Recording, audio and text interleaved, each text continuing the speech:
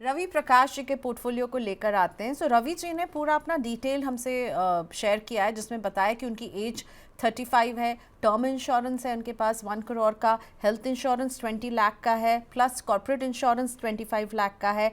और इन्होंने अच्छा खासा रिटर्न भी अपने इस पोर्टफोलियो से ये कमा चुके हैं, XIRR 15%, जिससे ये काफ़ी सेटिस्फाइड हैं। अभी ये 17,000 की सिप कर रहे हैं और नहीं, इन्वेस्ट 17,000 और ऐड करना है शायद उनको। यस। सो 17,000 करें, 17,000 और ऐड करना। तो अभी जो 17,000 है उसमें मेरे एसेट के टैक्स ELSS में कर रहे हैं, ELSS tax saver fund, Parag Parikh के फ्लेक्सी कैप में 16,000 है, कैनरा रोबेको के ब्लू चिप में 6,000, आदित्य बिरला के Sun Life Gen Next fund में 2,000, ICICI Pru Nasdaq 100 index fund में 4,000, Motilal Oswal mid cap fund में 70,000। सो आई थिंक ये तो उससे ज़्यादा कर रहे हैं ना। नहीं प्रियंका, आपने एक पढ़ने में डेटा में गलती की है शायद। कहीं पे ओवरसाइट हुआ है। उनका current SIP is around 43 as per the question, and 17,000 additional he wants to do, 60 करना चाहते हैं total. Okay. And so currently he 43,000 का रन कर यस। रहे हैं। सो और इन्होंने बंधन के स्मॉल कैप में अभी 4,000 की सिप भी शुरू की है। हाँ, वो एक क्वांट का बंद करके he has started there, so is taken that yes. Conscious call, and probably yes. और बिकॉज कॉर्पस क्वांट जो और है, मोतीलाल। लेकिन कॉर्पस इनको जो है 1.5 करोड़ 9 साल में ही बनाना है रवि को। You think it's possible? अगर 43,000 में ये और 17,000 जो ऐड करेंगे वो कहाँ करें, और क्या 1.5 करोड़ इन 9 ईयर्स रवि प्रकाश जो एम कर रहे हैं वो हासिल कर पाएंगे? प्रियंका, मेरा अपना मानना है कर कर लेना चाहिए उनको 9 से 11 साल के बीच में, बिकॉज अगर हम 14% का एनुअलाइज रिटर्न भी करेंगे with 10% step, he should be comfortably there. Now the only alteration, and before that one question is, and he should, if he is not online, can think through, does he need a tax saving? उनको tax saving की जरूरत है क्या? Because ज्यादातर लोग आज की तारीख में सेकेंड रेजीम ऑप्ट कर चुके हैं, नई रेजीम, तो उसमें टैक्स सेविंग का कोई बेनिफिट एडिशनल होता नहीं है, लॉक इन होता है ना। उसके अलावा इनके पोर्टफोलियो में इन्होंने क्या किया है कि नेस्डैक फंड लिया है, वो अच्छा है, US का एक्सपोजर लिया है। मोतीलाल ओसवाल मिड कैप लिया है, अच्छा फंड है। क्वांट का स्मॉल कैप थोड़ा वॉलेटाइल था, उसके बीच में कुछ परफॉर्मेंस इश्यूज आए, तो इन्होंने वो बंद करके शायद बंधन में खोलने की है, वो भी अच्छा एक स्टेप है। 17,000 का SIP और करना चाहते हैं, मेरा सजेशन, अगर वो रेजीम 2 में है, 4,000 ये मिरई का बंद करके, उनके पास 21,000 रुपये का एक्सपोजर लेने के ऑप्शन है। अब 21,000 में मेरा मानना था कि 15,000 करीब इनको स्मॉल कैप में ऐड करना चाहिए और 5,000 मिड कैप में।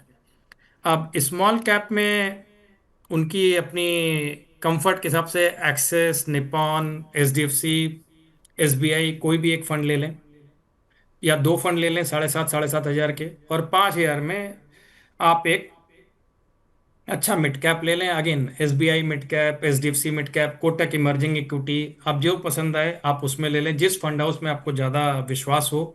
सबका ट्रैक रिकॉर्ड अच्छा है, fund manager are very good. Performance will be in the average of 14 to 16% for a long term period. Okay fine. और एक इन्होंने क्वेश्चन ये किया था कि मुझे अपना फायर नंबर जानना है। आजकल जो है फाइनेंशियल इंडिपेंडेंस, रिटायर अर्ली, ये सबको जानना होता है। क्या आपने कुछ उसके रिलेटेड कुछ कैलकुलेशन किया है इनके लिए? से प्रियंका, फायर कैलकुलेट करने के लिए मल्टीपल थ्योरीज हैं मार्केट में, जिसके फॉर्मूलाज हैं। बट मेरा अपना मानना है, थोड़ा डेटेड है, कि आपको करना क्या चाहिए। जिस दिन आपको पता चल जाए, मान लीजिए आपका साल भर का खर्चा 8 लाख रुपए है, तो विच इज अराउंड से 12 से डिवाइड करेंगे उसको, तो मोटा मोटा 70,000 रुपये महीना के आसपास, 65,000 रुपये महीने के आसपास अगर आपका खर्चा है, और आपके पास एक कॉर्पस है जो आपको मोटा मोटा 10 से 11 लाख रुपए साल का रिटर्न देगा। अब वो कैसे मानेंगे आप? मान लीजिए 1 करोड़ रुपए और 10% का ही रिटर्न देता है, बैलेंस फंड में आपने रखा है, तो भी तो आपका सर्वाइवल हो जाएगा, आपका कैपिटल कभी इरोड नहीं होगी। आप कितने भी साल जिंदा रहें, 80 साल तक रहें, 90 तक रहें, 100 तक रहें, आपका कैपिटल कभी खत्म नहीं होगा। लेकिन थोड़ा कंफर्ट के लिए एडवाइस क्या है, कि अगर आपका 8 लाख रुपए का खर्चा है, तो इंस्टेड ऑफ 1 करोड़ के आसपास आप करीब 1.5 करोड़ का पोर्टफोलियो बनाए, क्योंकि आपका 8 लाख का जो खर्चा साल का है, इन्फ्लेशन के साथ बढ़ता जाएगा। जैसे 5 5 साल बढ़ेगा तो प्रैक्टिकली डबल हो रहा है। तो अगर आपने 1.5 करोड़ के हिसाब से शुरुआत की, which is as good as covering for your 1.5 crore पे आपको 10% रिटर्न आया तो 15 लाख आया करीब। आप अपनी कमाई का, रिटर्न की कमाई का 50 से 60% कंज्यूम करेंगे तो आपका पैसा कभी खत्म नहीं होगा, एंड कभी भी जब तक भी आप रहेंगे परपेचुअल तक वो खर्चे चलते रहेंगे। तो उस हिसाब से अगर करेंगे तो रवि जी का फायर नंबर करीब 2.5 से 3.25 करोड़ रुपए के आसपास आएगा। एंड रवि जी निश्चिंत होके अपनी रिटायरमेंट लाइफ, जैसे हिंद अंग्रेजी में बोलते हैं ना, हैंग द बूट्स टाइप का, टेबल के ऊपर पैर रख के सो सकते हैं, अपनी जो मनपसंद चीज हो कर सकते हैं उसके बाद। ऑलराइट।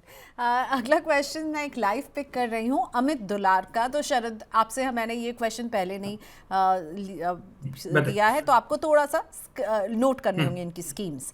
बंधन के स्मॉल कैप में 3,000 की सिप चल रही है अमित जी की। निपॉन के स्मॉल कैप में 3,000 की सिप है। अब मैं थोड़ी देर पहले आपको बता रही थी कि कितने ज़्यादा स्मॉल कैप होते हैं लोगों के पोर्टफोलियो में। मिरे के स्मॉल कैप में भी 3,000, तो 3 स्मॉल कैप, बंधन, निपॉन और मिरे, जिसमें 3,000 की सिप है। इसके बाद है मोतीलाल का माइक्रो कैप, 3,000 की सिप यहाँ। और मोतीलाल ओसवाल का नास्टैक, वहाँ पर नास्टैक में भी 3,000 की सिप है। तो कुल जो है 3,000 की सिप पंद्रह है हजार की इनके 15,000 की सिप हो रही है। और ये 22 साल तक इन्वेस्टमेंट करेंगे। और क्या कितना कॉर्पस क्रिएट हो सकता है और कितना नेगेटिव पोर्टफोलियो देख सकते हैं? अब ये तो बड़ा मुश्किल सवाल है शरद, मैं आप पर ही थ्रो कर रही हूँ ये मुश्किल सवाल। ये 22 साल अगर निवेश करेंगे तो क्या 50% पोर्टफोलियो नेगेटिव देख सकते हैं? सो एक ही प्रियंका, अगर ये ऑनलाइन है या पता है, इन्होंने अपने यहाँ लिखा है कि इनकी उम्र कितनी है, बिकॉज ये बहुत ज्यादा एग्रेसिव पोर्टफोलियो चला रहे हैं। इन्होंने उम्र नहीं बताया, but by the time horizon that he is choosing 22 years, तो यंग होंगे तभी 22 ईयर्स तक जो है वो हाँ, तो निवेश करीब करेंगे। 35-36 साल के आसपास होंगे, तो शायद 60 की बात अगर मान लें हम लोग तो आ, देखिए 15,000 के हिसाब से अगर आप सिंपल करेंगे तो इन्होंने साल भर में डालना है 1,80,000। 1,80,000 इंटू 22, मोटा मोटा 40 लाख के आसपास डालेंगे। ये 40 लाख इंटू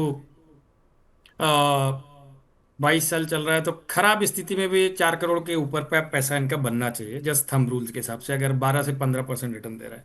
एक एडवाइस है अमित, आप थोड़ा, जैसे महाराष्ट्र में बोलते हैं थांबा, वैसे एक बार रुक के अपना पोर्टफोलियो ध्यान दें। हमको नहीं मालूम आपके पास इसके अलावा और क्या स्कीम्स में इन्वेस्टमेंट है या स्टॉक्स में है शरद, या। मैं आपको एक बार इंटरप्ट करना चाहूँगी। आपने बिल्कुल सही गैस किया था। अमित ने हमें यूट्यूब पे लिखकर बताया कि उनकी एज 36 ही है, और हमने यही सोचा कि अगर वो 22 साल का होराइजन रख रहे हैं तो 36 ईयर ओल्ड हैं। सो अब बताइए, ये एक और एडेड इन्फॉर्मेशन है आपके पास। हाँ, सो प्रियंका, इसमें दो ही चीज मैं इनको सजेस्ट कर सकता हूँ। इनको अपने आप रुक के सोचना पड़ेगा कि ये अगर मान लीजिए इनका 100% of the portfolio is investing to micro cap and small cap, at any point time खराब स्थिति में 25 से 30% नीचे अगर पोर्टफोलियो दिखने लगे, क्या ये उसको झेल पाएंगे?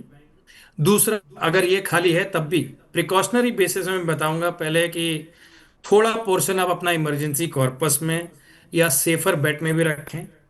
80-20 तक चलेगा, 70-30 चलेगा। आप 70% माइक्रो पे स्मॉल कैप में चलाएं, 30% भी इन डिफेंसिव, बिकॉज आपकी परेशानियां आपको बता के नहीं आएंगी। उस टाइम को पैसा अगर निकालना पड़ा और मार्केट खराब हुई तो आप कहाँ से निकालेंगे, ये आप मान के चलिए।